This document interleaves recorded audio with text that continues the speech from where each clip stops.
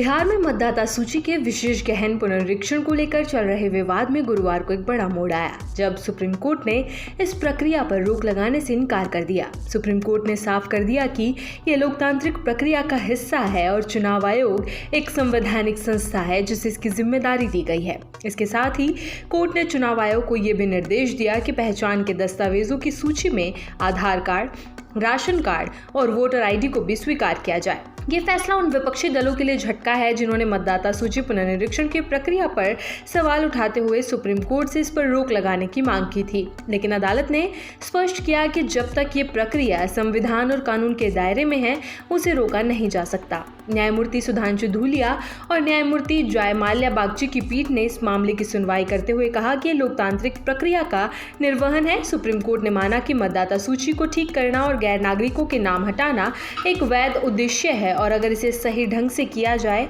तो इसमें कोई आपत्ति नहीं होनी चाहिए। हालांकि अदालत ने चुनाव आयोग को स्पष्ट रूप से निर्देशित किया कि पहचान के लिए आधार, राशन कार्ड और वोटर आईडी को भी वैध दस्तावेज माना जाए। आयोग की ओर से पेश हुए वरिष्ठ अधिवक्ता राकेश द्विवेदी ने कोर्ट को आश्वस्त किया कि दस्तावेजों की सूची अंतिम नहीं है और जरूरत पड़ने पर अन्य दस्तावेज भी जोड़े जाएंगे। विपक्षी दलों और नागरिक संगठनों की ओर से पेश हुए वरिष्ठ अधिवक्ता गोपाल शंकर नारायण ने कोर्ट के समक्ष 3 प्रमुख आपत्तियां रखी। पहला, चुनाव आयोग की शक्ति पर सवाल। उन्होंने कहा कि विशेष गहन पुनरीक्षण जैसा कोई शब्द जनप्रतिनिधित्व कानून में परिभाषित नहीं है और चुनाव आयोग ने प्रक्रिया मनमाने ढंग से शुरू की है।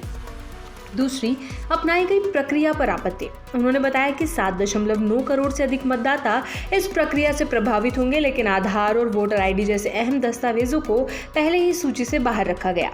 तीसरा, चुनाव से पहले समय का चुनाव। उन्होंने तर्क दिया कि जब बिहार में विधानसभा चुनाव नवंबर 2025 में होने हैं, तो ऐसे समय पर इस प्रक्रिया को शुरू करना करोड़ों मतदाताओं को मताधिकार से वंचित कर सकता है।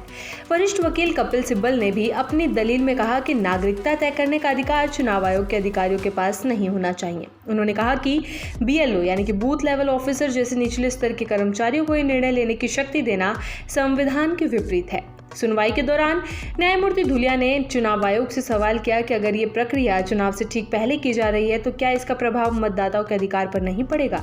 अदालत ने कहा कि अनजाने में या प्रक्रिया की जटिलता के कारण बड़ी संख्या में लोग मतदाता सूची से बाहर हो सकते हैं, जो लोकतांत्रिक प्रक्रिया के लिए उचित नहीं है।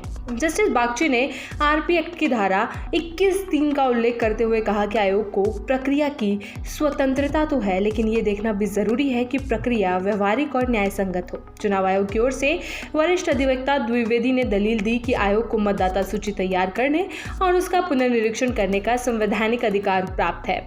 उन्होंने कहा कि आयोग किसी को भी सूची से बाहर करने का इरादा नहीं रखता, लेकिन कानून के तहत निर्धारित प्रक्रियाओं का पालन करना उसकी जिम्मेदारी है। उन्होंने ये भी कहा कि आयोग मतदाताओं के लिए दस्तावेजी प्रक्रिया को यथासंभव सरल और समावेशी बनाने की दिशा में काम कर रहा है। जरूरत पड़ने पर प्रक्रिया में बदलाव भी संभव है।